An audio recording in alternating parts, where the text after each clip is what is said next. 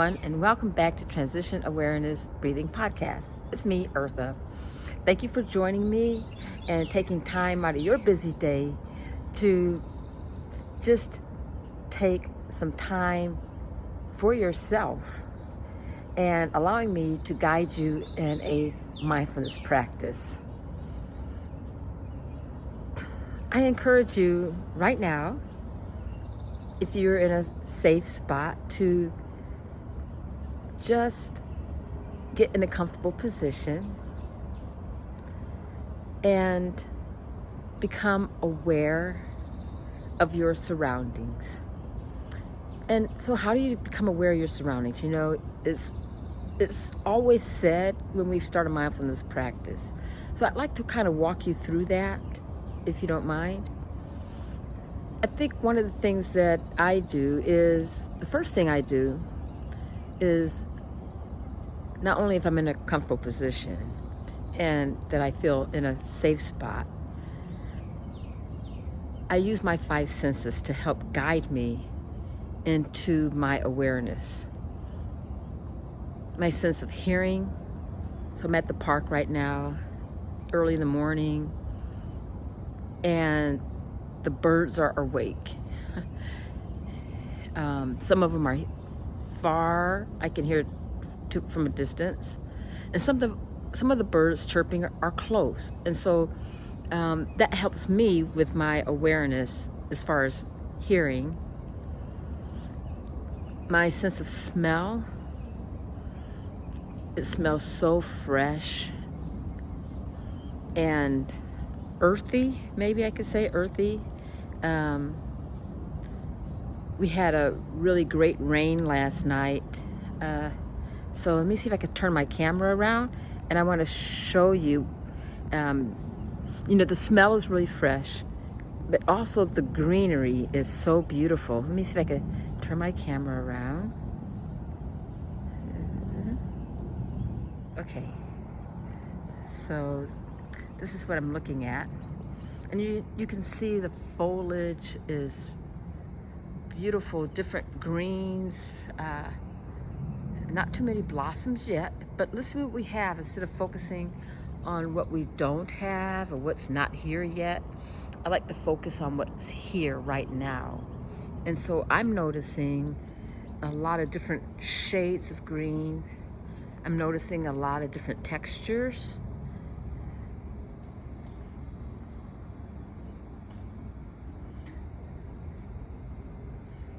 I'm looking for anything maybe that's unusual as far as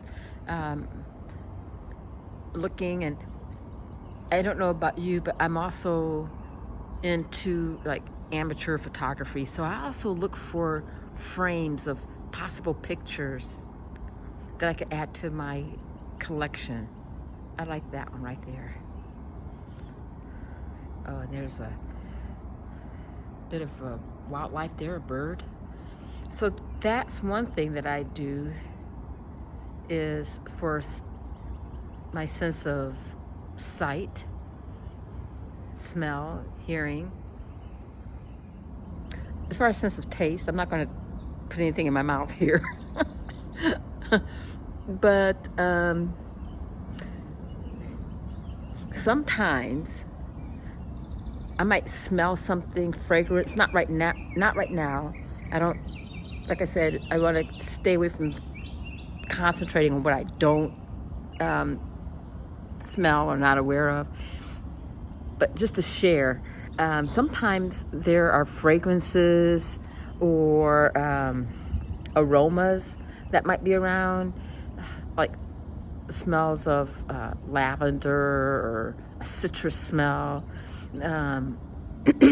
Maybe aromas of people barbecuing or something like that, and that kind of triggers my awareness as far as my taste buds kind of wake up.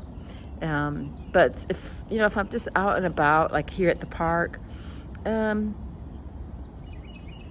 sense of taste is just satisfied. There's no desire for anything. Just I'm aware of the moisture in my mouth and just pretty satisfied. Sense of touch. As I mentioned earlier, I see different textures, and right now I'm really there's a post right here. I have my hand on. I'll change my camera around so you can see right here. Yeah. So I really like this dark brown and the texture of this beam right here. And it's cool, it's moist from the rain, and that's how I bring in my sense of awareness for texture.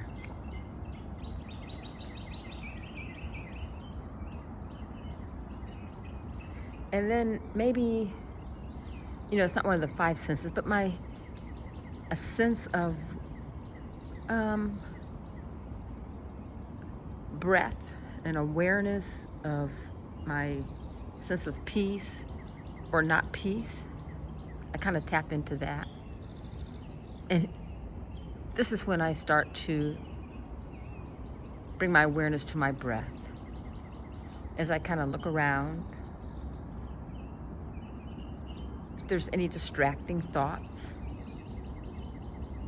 any dissatisfaction. Right now, I'm going to allow those dissatisfactions just to pass. I'm not denying those dissatisfactions. I'm just gonna let them pass right now.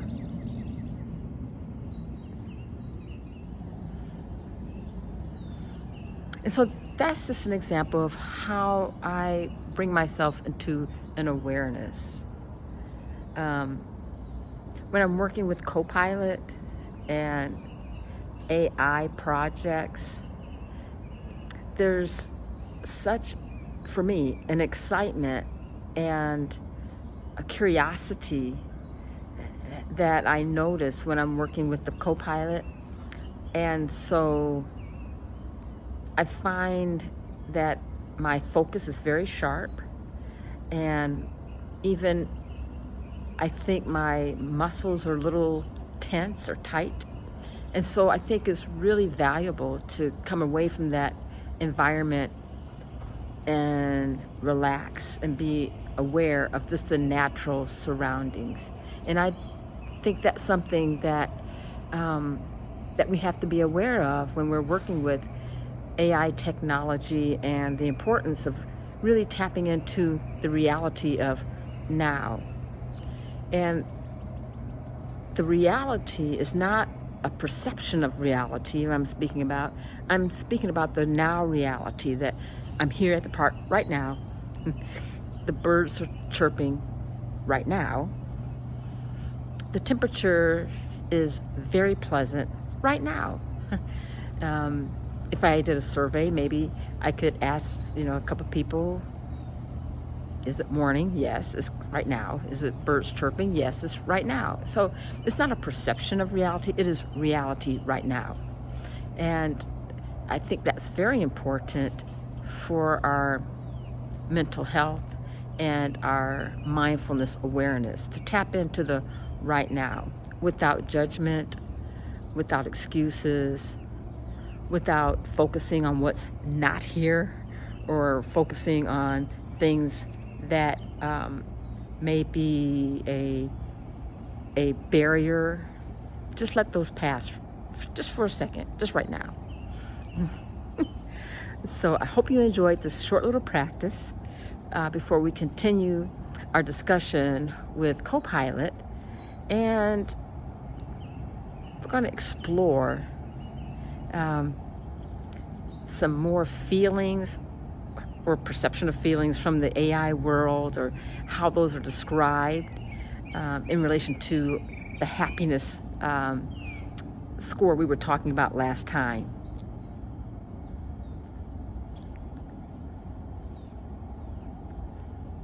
So let's continue. Let's get started. Hi, everyone. Well, we're back again, and we're going to visit our topic about how artificial intelligence helps us understand or grow in the science of happiness. If we look at happiness as a science, I think what I mean by that is looking at happiness from an objective perspective. If we can really do that, and that's why we're doing this. That's why we're having this podcast, to expand, to ask questions, to be curious. And my hope is to bring some of those elements of mindfulness, of curiosity, of questioning into our discussion today. So thank you for joining me, and let's get started.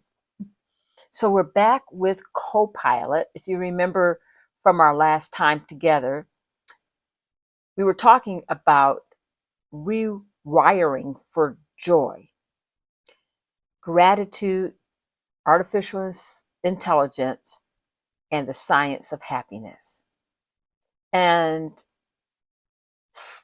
at the beginning of the discussion, I brought in the world's happiness score.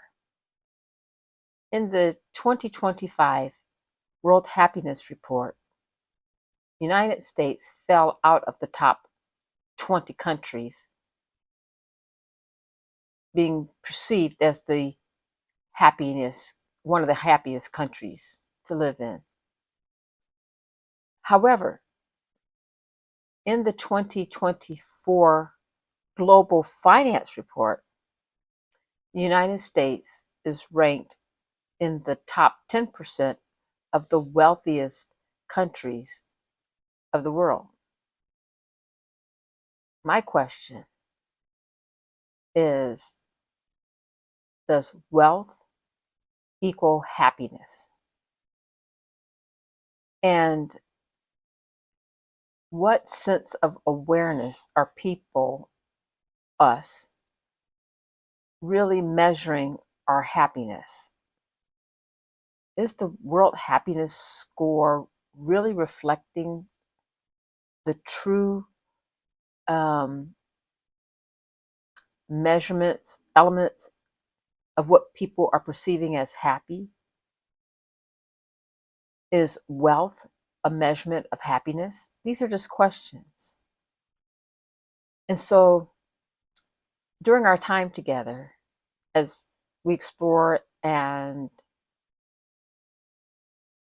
ask these curious questions, I would like for us to also take a moment or a few moments and be aware of ourselves.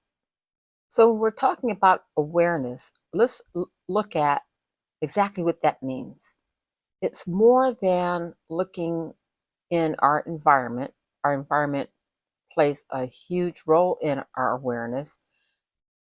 It also involves our self-awareness. And I'm going to take a look at my notes as I share this information with you. Our self-awareness involves understanding our thoughts, or just being aware of our thoughts. Maybe sometimes we don't understand our thoughts. Being aware of our emotions and our behaviors.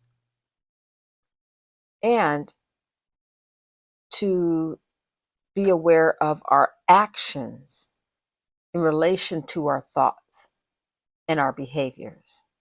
It's also being aware of our true values, not just society's values, but our values that we hold inside that maybe we don't always share, or we do share through our behaviors, our speech, our thoughts.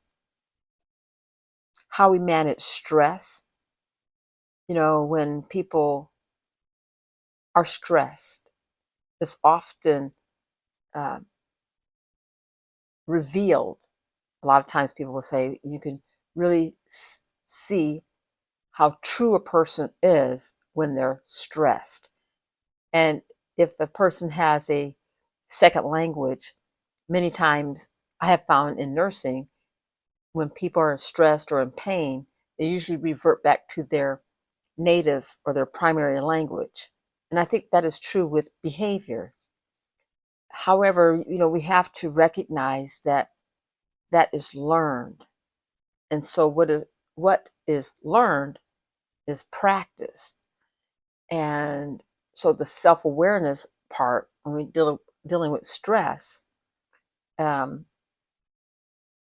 how we manage our stress has a lot to do with how we perceive and how we are aware of our surroundings, our feelings, and our thoughts. We can look at our awareness as a guide, or a measurement tool of how we're responding to what's going on around us. And so when we can use our energy in a productive and in a positive way in our environment, in our values, and in our thoughts, that feeling, the response within us, it doesn't drain us. It doesn't take all of our energy. And so we have energy to express and interact more positive in whatever relationships or environment that we are in. It sounds like it makes sense, but let's keep going. I'd like to invite you to be open to a relationship between awareness and mindfulness. Mindfulness is a practice that helps us anchor our sense of presence. It helps us to express our gratitude, even in the times of difficulty. During those times, we can be aware of any negative energies or negative cycles. We may even be aware of ourselves if we're overthinking things and even just generating a negative vibe. But with our mindfulness practice, we can calm our thoughts, calm our reactions, and not have a battle within ourselves, but rather we can have a relationship with ourselves.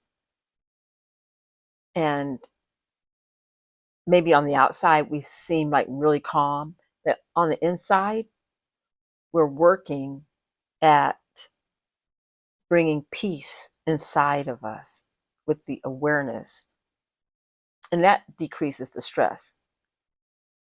With the breathing, which helps us take a deep breath in, take a deep breath out, it helps relax and bring oxygen to our mind and helps us recharge, just like our cellular devices. It gives us a bit of rest and recharge instead of letting ourselves, our energy, go down to the red bars like my phone is right now.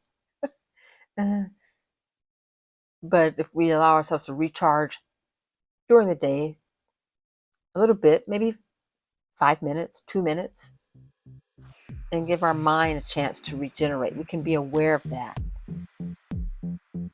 If that causes happiness, I think that leads us into maybe a discussion, and maybe we'll bring co-pilot in to explore what do we really mean by happiness. It seems like it's such a subjective word, and yet we have a whole organization that measures happiness in the world.